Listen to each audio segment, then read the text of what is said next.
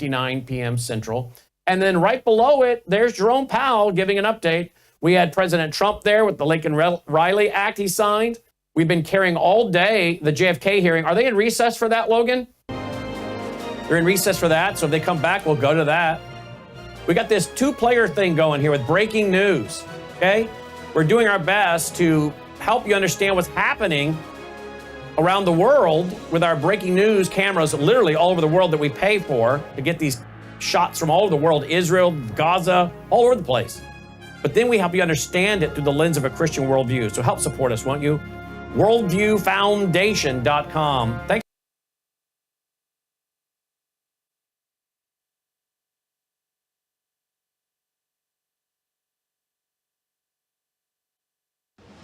Colonel Rob Maness has a lifelong record of providing dedicated service to this nation. Having worked his way up from the enlisted ranks to full colonel, he served our country for more than 32 years. He has served as a bomber squadron commander, bomb disposal technician, Joint Chiefs of Staff Operations Officer, assisted the National Security Team with the campaign plan for the global war on terrorism. He authored the first theater nuclear war plan and served as the Vice Commander of America's largest airborne intelligence wing. Colonel Rob Maness is a true American hero.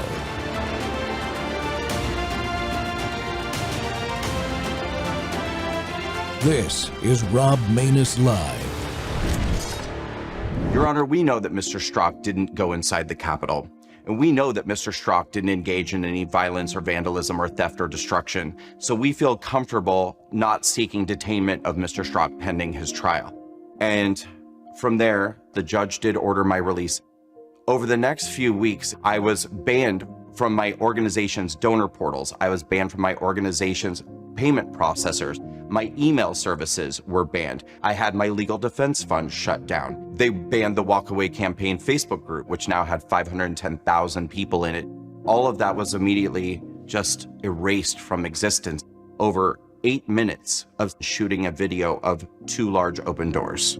The Department of Justice, on 5 occasions, continued my case. And this went on for over a year. And absolutely that influenced my decision to not fight harder. You've got the might of the federal government against the individual. It seemed like every time there was a hearing, Matt would get a phone call saying the hearing was postponed. And Matt's mental health was deteriorating terribly. So he asked his attorney, I need this to end soon. And his attorney says, plead guilty, and this will be the quickest way, it'll be over. And he pled guilty in December. And the attorney then informed him, they're looking to add a terrorism enhancement to your sentencing. That sentencing enhancement would have increased his sentence from 6 to 12 months to 5 to 6 years. And that Friday, February 25th, he texted his dad several times, telling him how much he loved him. That evening, Matt hung himself in his garage.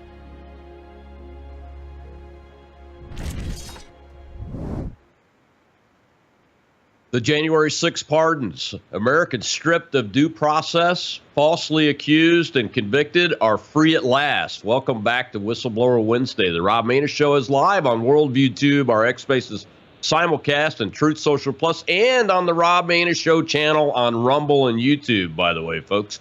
You just heard the truth about J6 from someone that was there.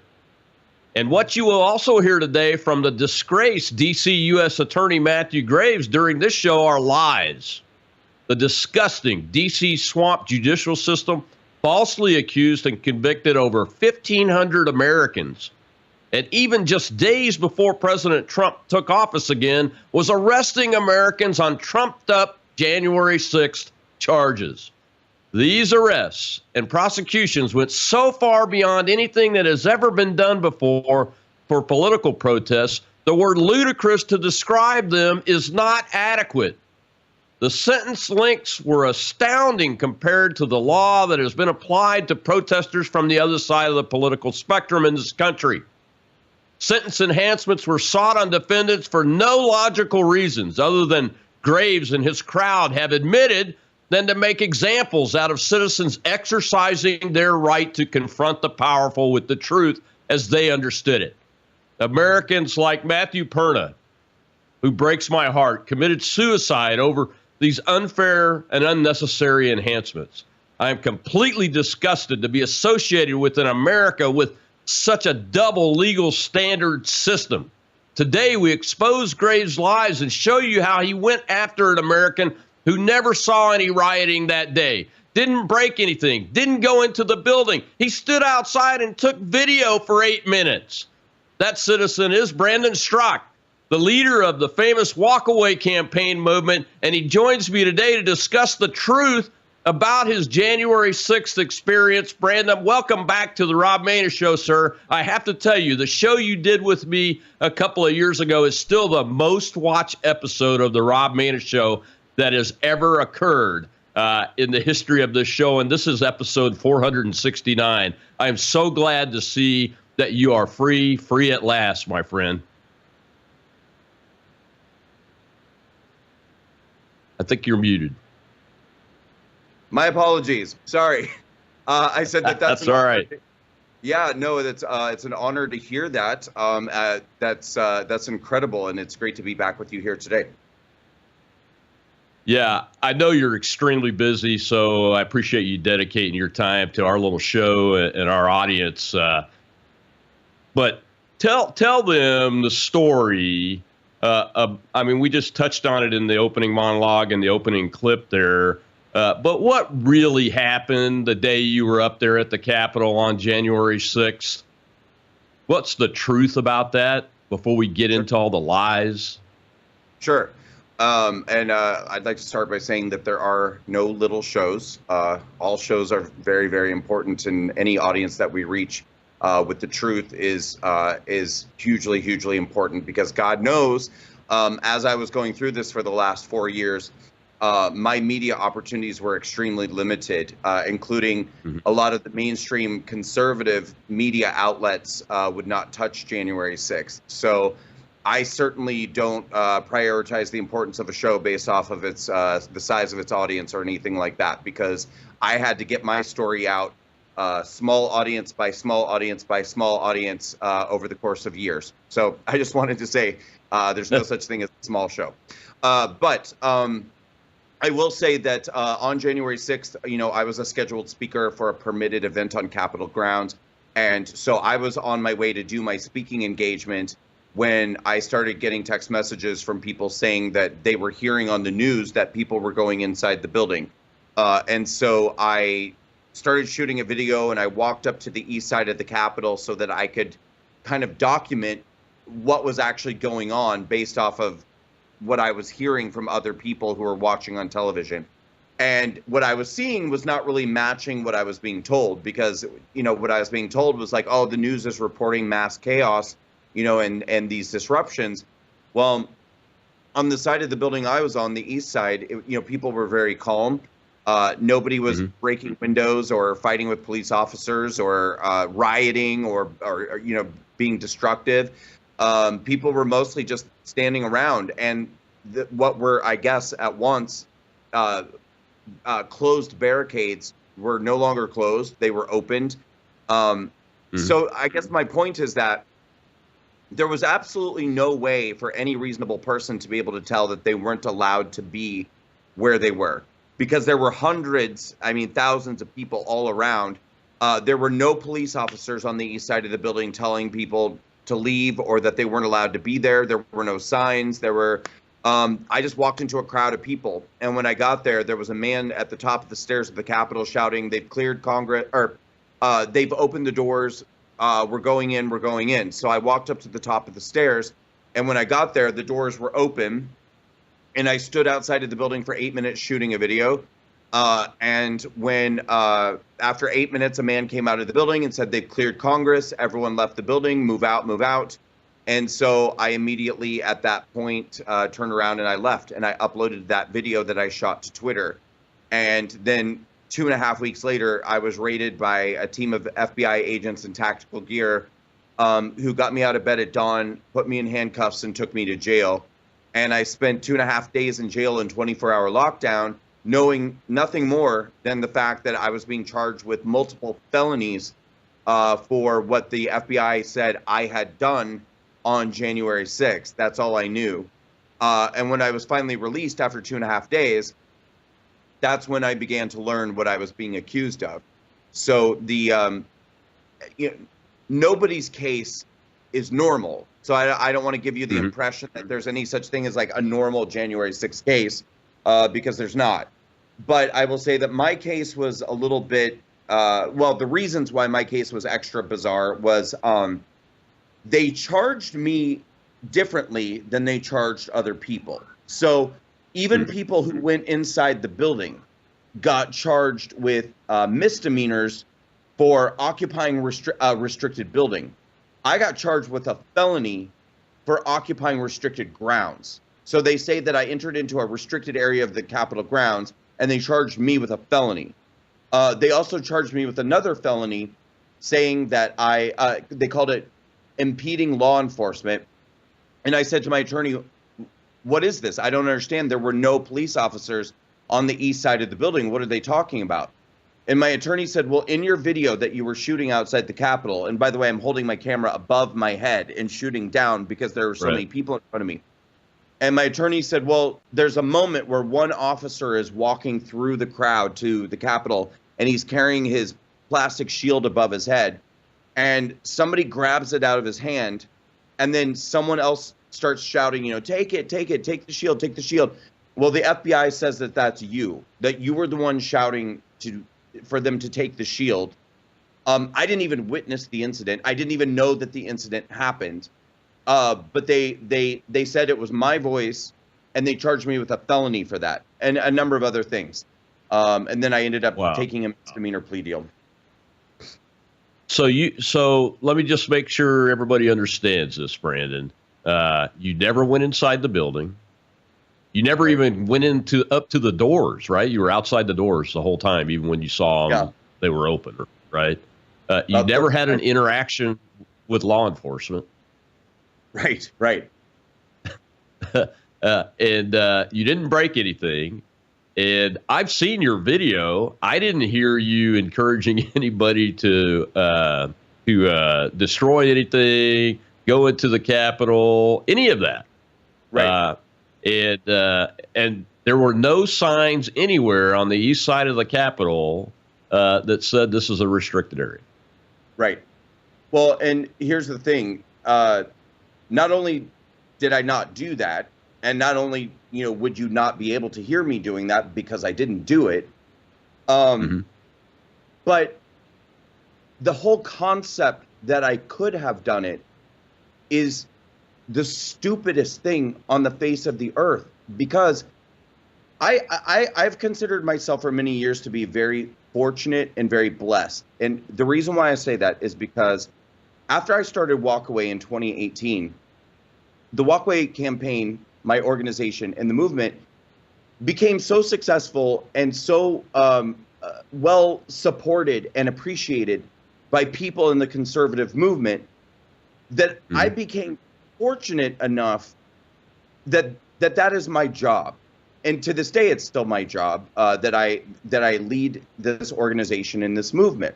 So I am in this very, very amazing and rare position where I get paid to tell the truth. Think of how many people have to go to work every day and deal with their DEI training and all the woke, stupid nonsense that's going on, and they just have to leave their body and deal with that. I'm in this very fortunate position that I get to make a living telling the truth. And the reason why I get to make my living telling the truth is because I get support from a conservative audience that is pro-law and order, that hates seeing police officers get attacked or seeing people encouraging violence or attacking. So the idea that I would go to the Capitol and film myself encouraging a crowd to attack a police officer and then voluntarily upload that video to Twitter so that my audience could watch me doing that and think that this is a good idea and that my audience is going to be like, oh, this is great, Brandon, more videos of you encouraging violence against police, please. We love this. It's so stupid And thank God, my audience was intelligent enough to understand what was going on. But it didn't save me, because in the position I was put in, the only choice I really had was to take a misdemeanor plea deal and say that I did those things. And I did. I signed a plea deal written by the government, and I confessed to standing outside the building shouting for people to take that shield from an officer. Wow. Well, we got to take a break, but the next segment, we're going to open it with a little video clip of the big liar, Matthew Graves.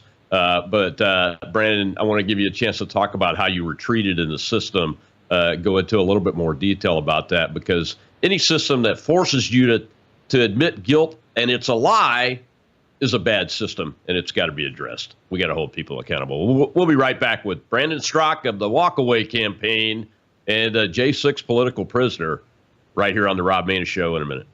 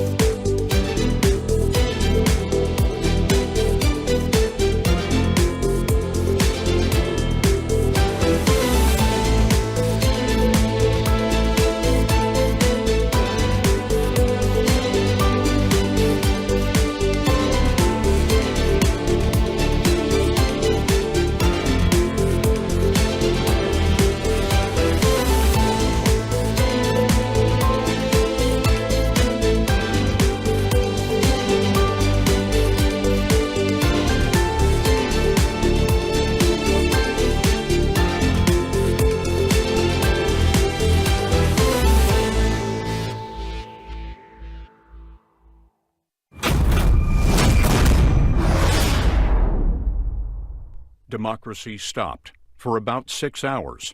The vote was counted at 3:44 a.m. With 2 weeks until Inauguration Day, it was the Trump Justice Department that set the standards for the prosecutions. Decisions were made by career prosecutors who work at justice for years, regardless of who the president might be. The career prosecutors quickly realized that you needed guidelines in place, determinations about who was going to be charged, who wasn't going to be charged, and what they would be charged with. That process started in January 7th, 2021, during the prior administration.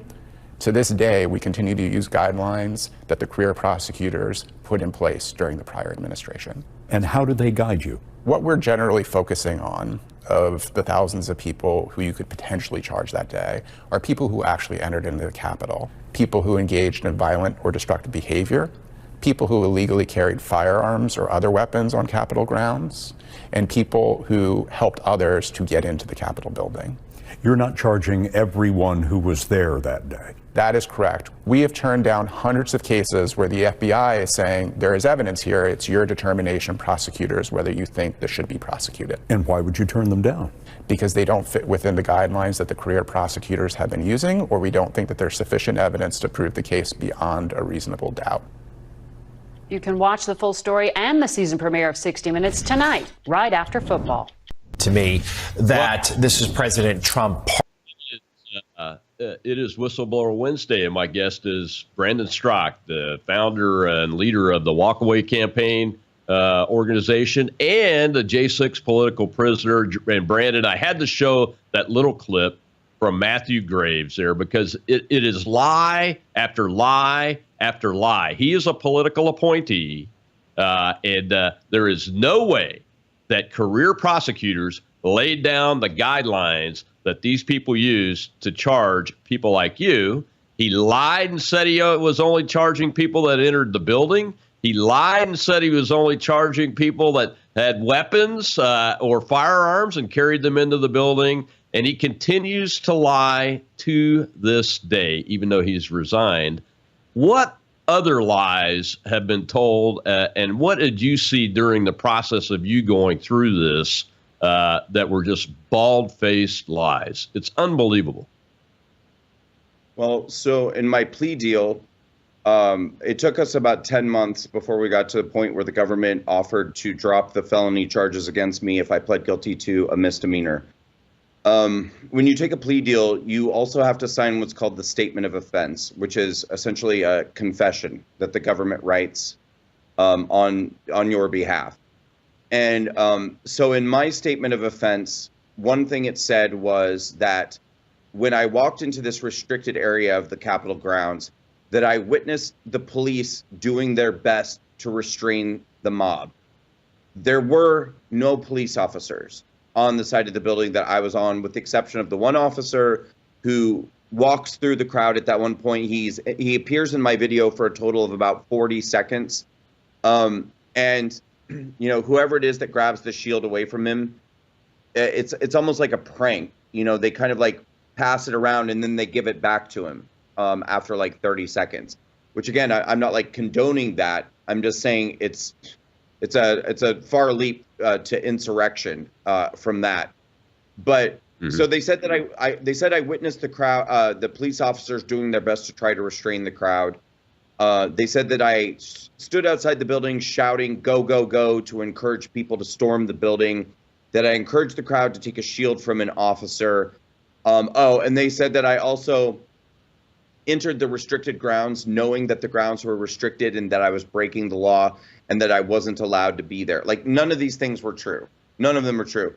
And I would actually argue that even if those things were true, even if I went into the restricted area knowing that I wasn't allowed to be on the grounds, even if I shouted "Go, go, go," even if I shouted about the shield, I'm not 100% convinced that any of those things qualify as more than like a citation.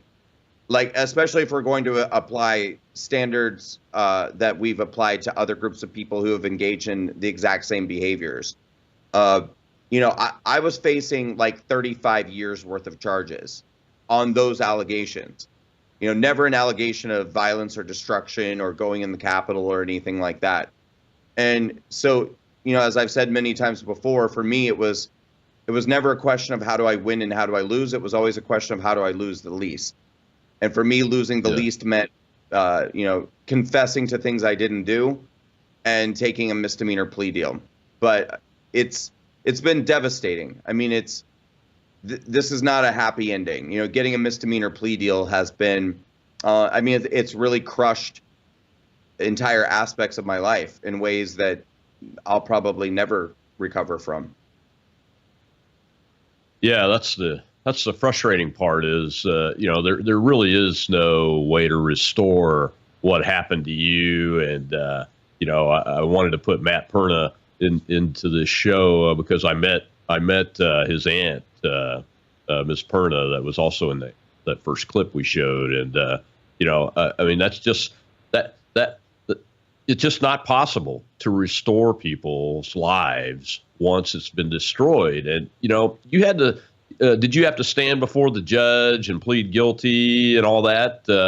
And did the judge address you at all? Yeah. So I had to go before my judge 3 or 4 times over the course of, from the moment I took my plea deal to sentencing. And then actually a few times after sentencing as well. And that was actually one of the most kind of like sinking, hopeless moments, I think I'd say, because, you know, a lot of us who went through this, we all shared, even though we didn't know each other before, we've all met each other afterwards, after going through the process. But it's interesting how similar all of our stories and all of our experiences are. Like, for instance, when we were first raided by the FBI and then jailed, many of us initially believed that like this was a misunderstanding, and that when we had the opportunity to explain our side of the story, they would realize like, oh, we've got the wrong person, or, you know, we made a mistake or something. But then we very quickly realized that it wasn't a mistake, you know, that all of the mistruths and all of the false allegations are intentional. It's on purpose. Like, they're intentionally trying to create the worst story that they can possibly create and the worst collective narrative, and that we're all just being used in that collective narrative. We're all just like, you know, pawns in this story of an insurrection. But then I think we all thought that when the day came that we finally would get to be in front of a judge, that maybe some sense of fairness or impartiality would enter into the equation. And then there's this horrible sinking feeling when you realize that the judges are just as bad, if not worse, than the prosecutors. For them, I actually believe it's a very political thing that for them, they're trying to kind of like signal to the media and signal to the public, like, look how hard I am on the J6ers, you know, and I should be rewarded for that. I mean, I think for a lot of them, they saw it as their opportunity to audition to advance in the federal court system and maybe be considered, you know, for the Supreme Court one day or something, by being like, look how hard I was on Donald Trump's, you know, devotees. Of course, never realizing that Donald Trump would get elected again. But my judge was incredibly hostile, cruel, completely unfair, inappropriate, absolutely hated me. I think the only person she hated more than me was my attorneys. She would, during the hearings, she would sit there quietly and respectfully while the prosecution spoke. And then the moment that my attorneys would speak on my behalf, she would become hostile, contemptuous, aggressive, combative, and very intimidating, to the point where, you know, my attorneys really didn't even want to defend me anymore. I mean, they were saying, like, we don't even want to go in front of her anymore because it's just going to be a bad experience. And that's what it was. So, I mean, it kind of became almost like a competition to see, you know, who could be the most cruel and punitive towards the January 6th defendants.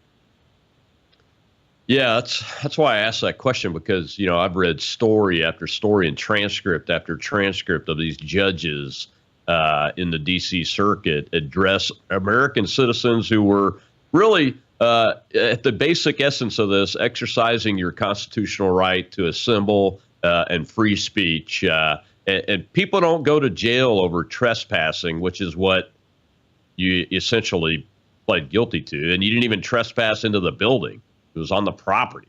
You know, I mean, you might get a fine of $50 or something like that. But, you know, and the whole, I don't know if you were charged with the obstruction of an official proceeding initially in that felony under 1512C, but that whole thing, that happened today in Robert F. Kennedy's hearing. It was disrupted and obstructed by protesters inside the hearing room, and that's an official proceeding.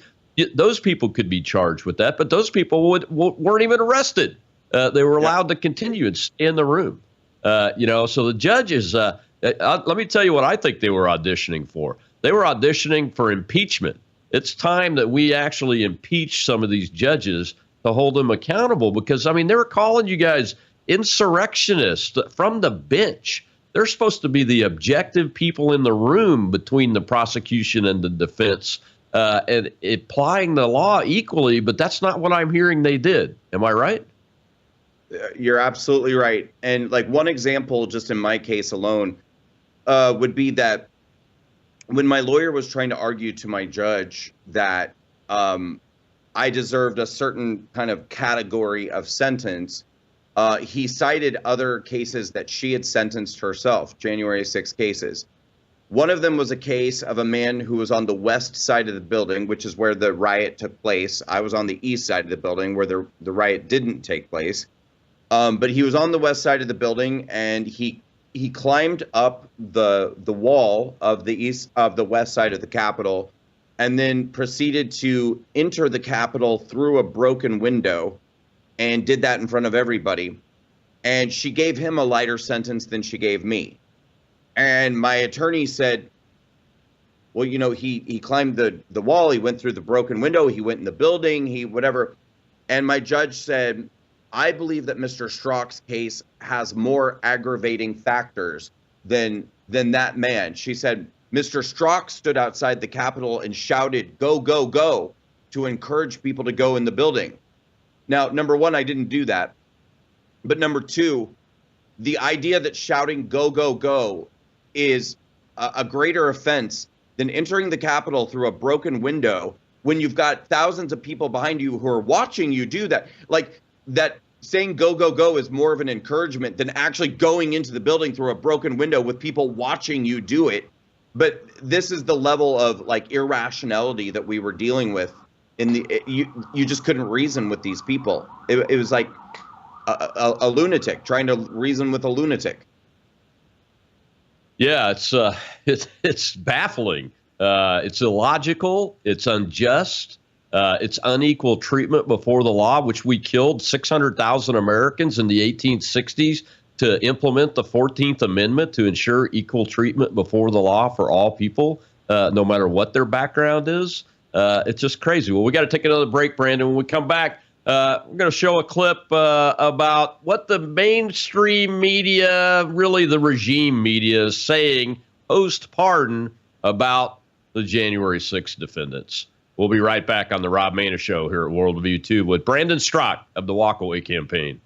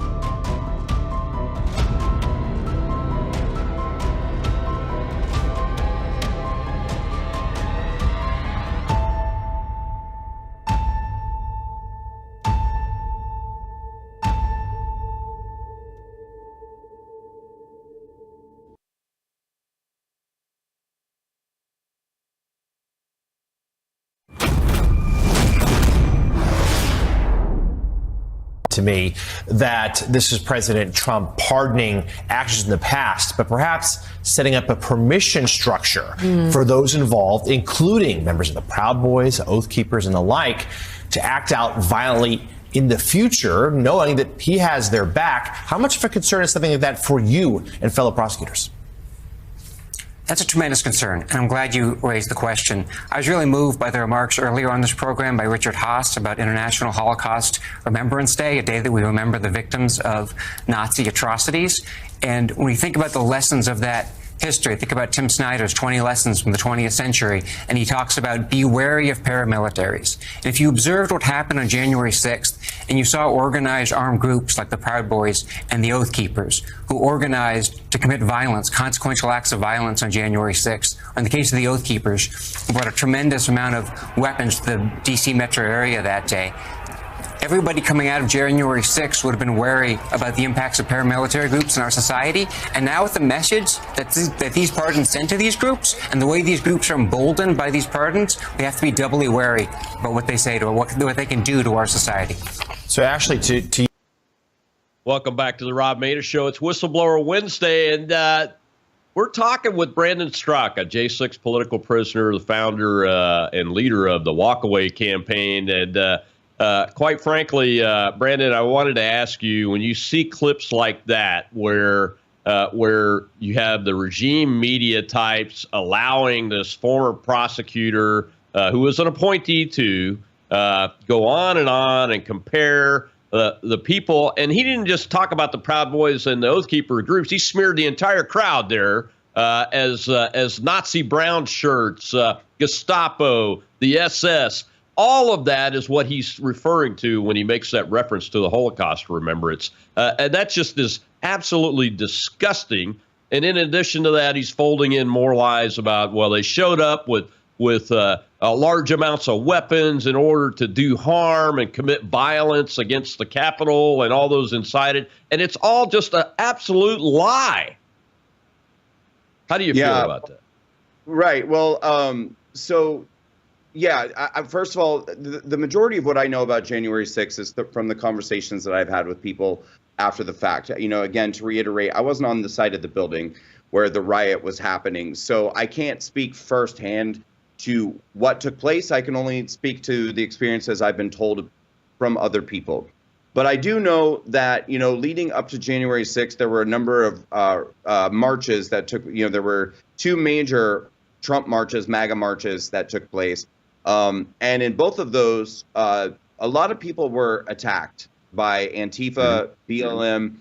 And I mean, it was pretty savage. I mean, they were attacking old people. They were attacking mothers with small children. They were going after everybody. And so it made perfect sense to me on January 6th when I started to see people there with, goggles and helmets and pepper spray and stuff, because to me, I thought, well, yeah, people are prepared to defend themselves should they be attacked by Antifa.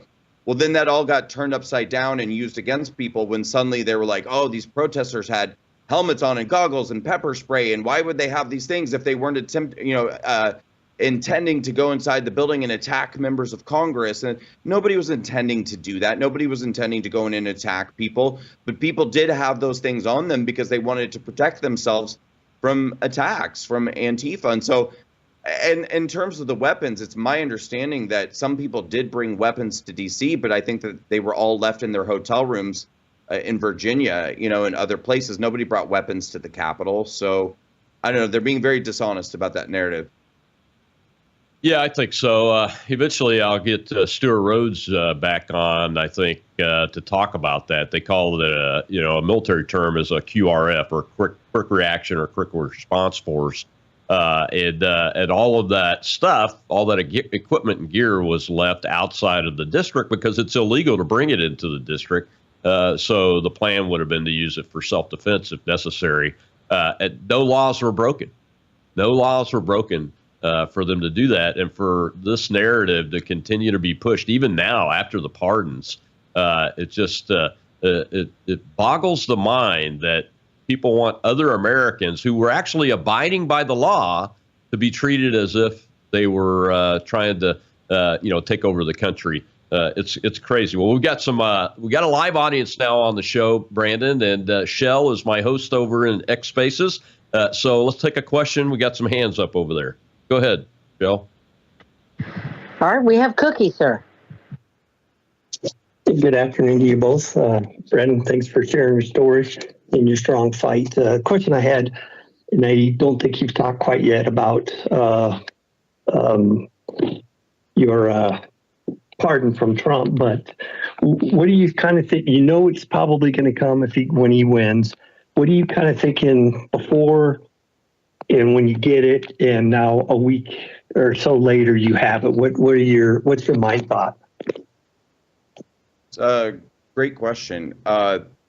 So leading up to, first there was like the high anxiety about whether or not Trump would win. But I guess if we start at the point where Trump won in November through to about a week and a half ago, I was very I've been friends with a lot of people who are J6ers now for years, and there was a whole spectrum of, some people were like 100% confident that he was going to pardon everybody, and he was going to pardon everybody on day one, and there would be no delay. Some people believed that he would pardon some of the people and not pardon other people. Some people thought we wouldn't know about pardons and it would take a long time. This might get dragged out for years. I guess in order to kind of protect myself, I just made the assumption that I would not be pardoned, and that if I did get pardoned, then I would be very pleasantly surprised. I was actually kind of surprised that it was a sweeping pardon for everybody on day one. I thought, which I'm glad.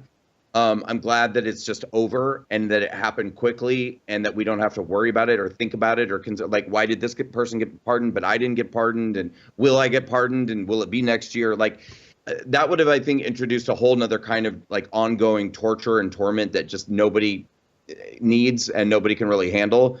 In terms of what happened afterwards, immediately I started getting contacted by an enormous amount of media. And I mean, I literally was doing an interview within a half hour. I think I was on the Greg Kelly show, and in fact, I think I had booked that interview before I even knew if I was pardoned or not. And then afterwards, it's been kind of like nonstop doing media interviews ever since.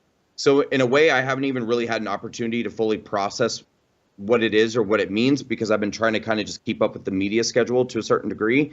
But, things have slowed down a little bit over the last 2 or 3 days. And so I think I've started, like, for instance, I really realized, like, over the last 24 hours, maybe 48 hours, that honestly, I haven't even hardly been paying attention to what's been going on with Trump in his first week in office. Like, I'm catching stories, about like executive orders and policies he's putting forward. And, but like, I haven't really been tapped into what's been going on. And I've been just trying to keep up with the kind of doing the media schedule.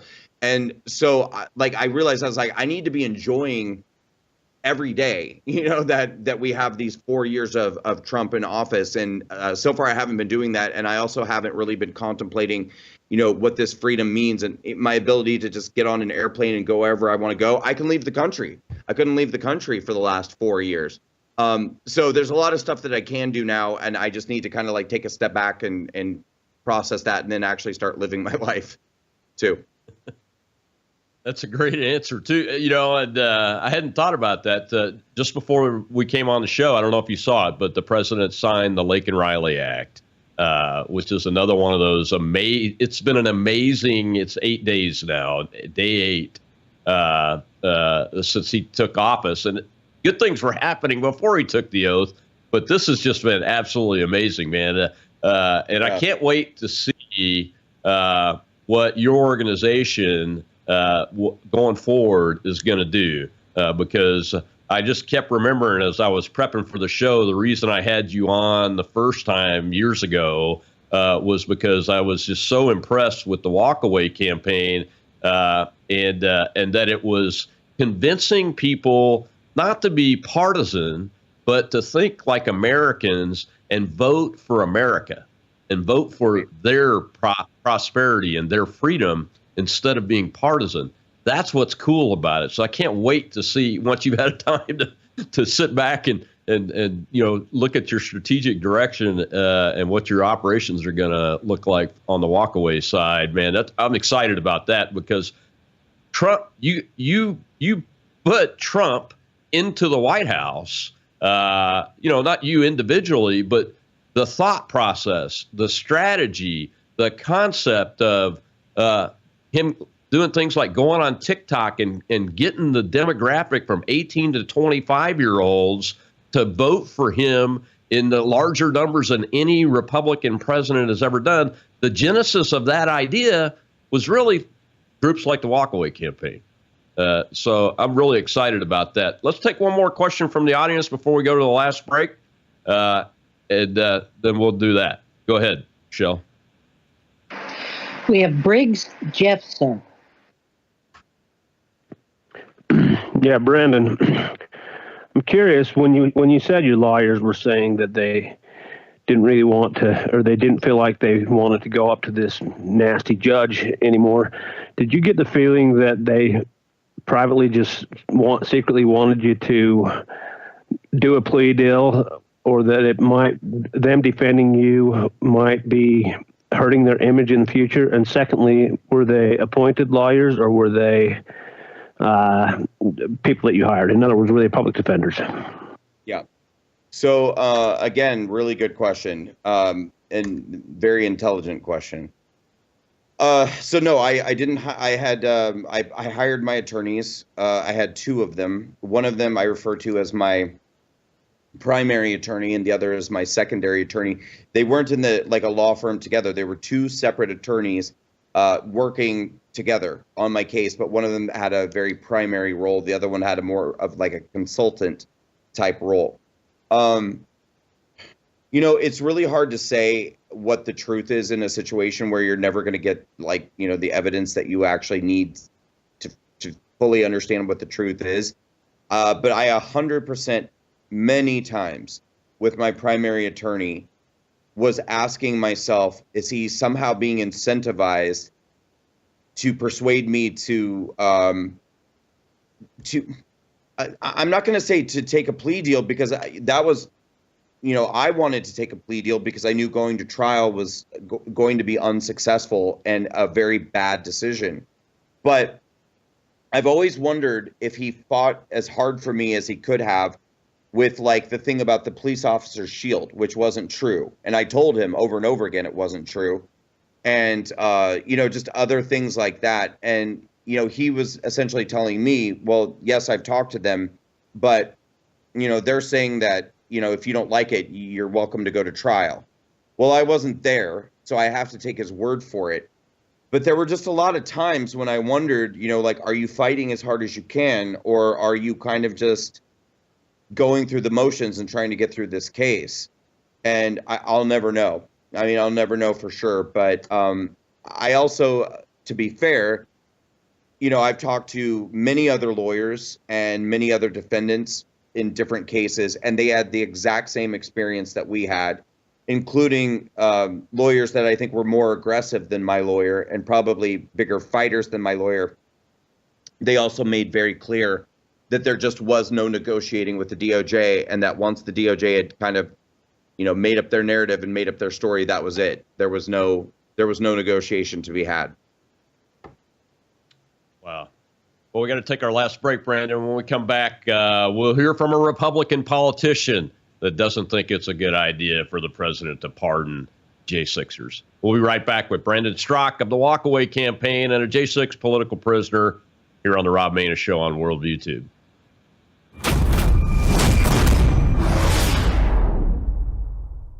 Hello, I'm Brandon House. I want to thank you for all your support at wvwfoundation.com that helps make possible pushing out 24/7 content for free.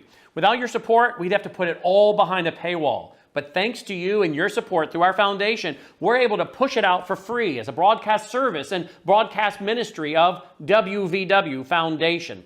Please consider going there and setting up an automatic monthly contribution, or go there and make an occasional contribution.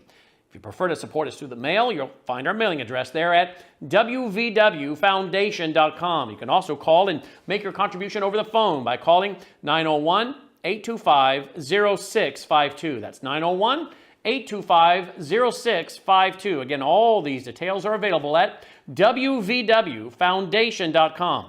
Thank you for your support as we try to help people around the world understand the times through the lens of a Christian worldview.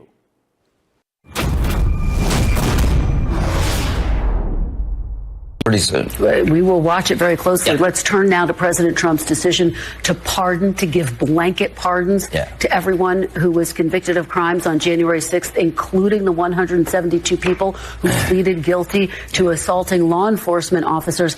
Even his own vice president said, quote, if you committed violence on that day, obviously you shouldn't be pardoned. Do you believe that President Trump was wrong to issue these blanket pardons to the January 6th Number one, defendants? he had the legal authority to do it, but I fear that you'll get more violence.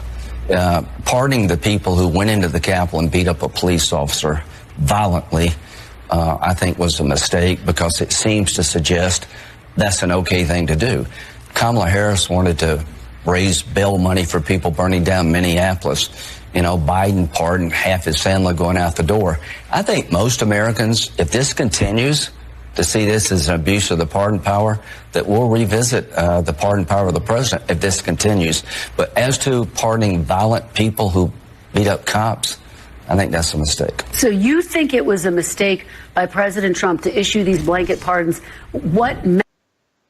Welcome back to the Rob Maness Show. It's Whistleblower Wednesday, and we're talking with Brandon Strzok of the Walkaway Campaign about his experience post-January 6th with the legal system and all that means. And now that the pardons have been given, and Brandon, I'm picking on Lindsey Graham, but he deserves it. I'm going to admit it.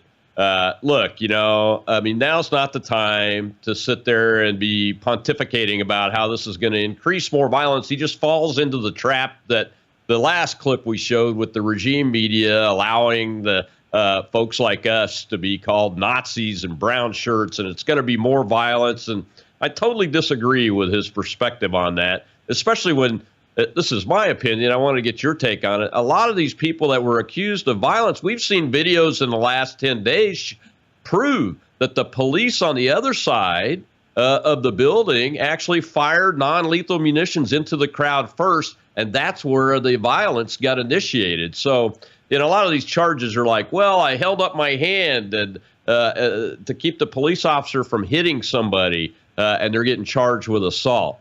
I don't know what your take is on it, but and I know you weren't over on the other side either, but gosh, at some point we've got to be fair, and we've got to look at this clear-eyed, don't we? I think you're muted. I'm so sorry. My apologies. Yes, and I have a huge appreciation for the fact that you have framed your response the way that you did, because not that many people on our side of the aisle, unfortunately, people like Lindsey Graham and a number of other people, especially many Republicans in Congress, they don't know anything about January 6th. I mean, they haven't taken the time to try to understand what actually happened or why people pled guilty to the things they pled guilty to. They're very stupid and uninformed, and they just believe whatever CNN or Huffington Post or NBC or whatever says about January 6th, and they're just repeating the government's talking points. Like, they don't understand that a lot of people were standing there peacefully and they got attacked, or to your point, pepper sprayed or shot or hit on the head with batons or a number of other things, and found themselves in a defensive posture. And then the moment they started defending themselves, the DOJ says, oh, well, you put your hands on a police officer, and don't explain the context of why the person did that. And then suddenly, again, the person's being charged with 10 felonies and 150 years worth of charges, or they can either plead down to 1 felony or 4 misdemeanors or whatever. Well, of course they're going to do that. And then they have to sign the piece of paper saying that they're the one who initiated violence against the police. These guys have no idea what actually happened. They don't care. They're not interested. They're just interested in trying to, say whatever will, get them out of the crosshairs of the left-wing media, because they're not courageous, and they're not even interested in finding out the truth. So that's what it is. Yeah, and I hope J6ers like you support a thorough investigation into this whole debacle, all the way from the political to the criminal side, because we've got to get to the bottom of it, or Graham is right about one thing: there will be more violence, and it will come from the left, like it continues to come from the left, because they don't get even arrested for it. Well, we're almost out of time. I want to take one more hand from the audience. Shell, go ahead, but make it quick, because we got to let him go. Yes, sir. Brandon, you received a lot of flack when you did your plea deal.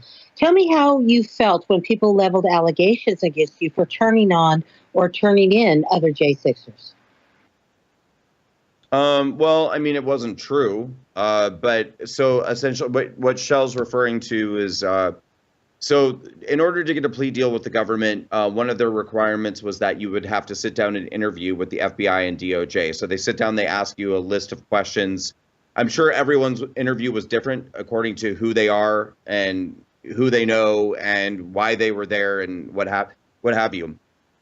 In my case, I was asked a lot of questions about a lot of conservative influencers and well-known people in the conservative movement, and I didn't have any information to implicate anybody in any crimes, and I made that abundantly clear because, like, for instance, one of the people they were really interested in going after was Ali Alexander. And, at the time, Ali Alexander and I weren't even really good friends. I mean, we actually really didn't even have a friendship, but the truth was, like, I didn't have any evidence that he had done anything wrong or that he had committed a crime. I don't think anybody committed a crime. I mean, other than the people who maybe, temporarily lost their minds and broke a window or something. But anyway, so I answered their questions about these various people, and then what they did was they took what was supposed to be a sealed document, because these interviews with the FBI and DOJ are supposed to be private. They're supposed to be a sealed thing, but they leaked mine to the media. And so then the media took them, and the media said that I provided information about all of these people in order to get a plea deal. Technically, that's true. I did provide information about those people, and it was a part of getting a plea deal.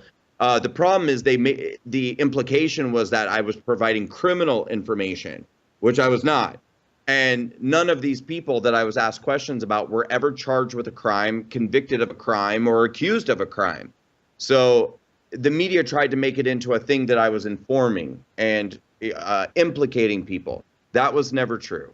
And that was obviously very hurtful. In fact, to me, it was the most hurtful thing about everything I went through with January 6th. Because the reason why it was so hurtful is because I actually thought that I was doing an honorable thing by sitting down and having a conversation and being like, look, there's nothing here. None of these people did anything wrong. Like, and then the media turned it into that I was turning all of those people in. So they turned what I thought was an honorable thing into a very dishonorable thing. And it did hurt me very badly. Yeah, they're afraid of us, of the Americans, that people like us that voted for Donald Trump and put him back in office. That's what they try to do, is divide us so that we're fighting against each other. I try to push back on that stuff all the time. Well, I know you got to go here in a minute, Brandon, but real quick, tell folks where they can find you. I know I've seen your X account is there, but I heard you were locked out of it. Where else can people go to find you, to join the Walkaway campaign and to support you and find out what's going to be happening with that? Yeah, well, my account on X is now unlocked, so people can follow me on X at Brandon Strzok. My last name is spelled Straka. Please follow the Walkaway campaign on X at Real Walkaway. If you want to submit, be a part of the Walkaway community, submit a story, share a testimonial, go on Facebook and join the new hashtag Walkaway campaign group. Facebook deleted our group after January 6th. We'd grown to over 500,000 people, but we're starting again. We're somewhere around 45,000 people in our new group, so we'd love to keep that growing. And you can always learn more about Walkaway at walkawaycampaign.com. But I'd highly encourage everyone to please join our new Facebook group and follow us on X. Well, thank you, sir. God bless you, and thanks for supporting other J6ers. I know I see you doing that, and I appreciate it. You're the first post-pardon political prisoner from J6 that I've had on the show. I hope to get many others to tell their stories, and we can get the truth out, and I really appreciate you helping us out. Thank you. Thanks, Colonel. Bye-bye. Well, folks, Brandon Strzok of the Walkaway campaign, they're telling his story, which is just the first of many that we're going to have. I'm reaching out to other J6 prisoners that I both know, have interviewed before the J6 debacle happened. They were just guests on my show as part of being either a political conservative or something like that. But now they have the opportunity, they can talk and speak the truth about what these terrible experiences have occurred in their lives, what it's done to their lives, what they need to be restored if possible, even though it's almost impossible to restore everything in these people's lives, and to also allow our audience to embrace them once more as Americans. Go follow them, support them. We want to come together. As Brandon mentioned at the beginning of the show, I know my humility drives me to say I have a small show. I know that the audience is quite large, and I deeply appreciate you guys and all of subscribers, both paid and free, that you do to my platforms. I really do appreciate it. But we are the media, as Elon Musk says. Brandon Strzok knows that. That's why you need to follow him. He's part of that too, and a big part of the independent media that has grown well before the January 6th issue, and will continue to grow and overcome the regime media, the fake media, the fake news, the legacy media. We are breaking it down, and it's our audiences that are bringing the truth to the American people, to each other. And here's the most important place we need to bring the truth to the men and women that say they know everything and think they know everything, that are sitting in the halls of Congress and those Senate and congressional office buildings that think they know better than we do. We need to bring the truth to them through our media and through our political campaigning, because we're going to primary these rhinos and get them out of office and put America First patriots that are not career politicians into those seats. We're going to do it one at a time if we have to, because that's how America reestablish itself as a land of freedom, peace, and prosperity and strength as the best gift to humankind that man has ever given. God bless you all. I'll see you tomorrow on Truth Thursday. here at Worldview Tube.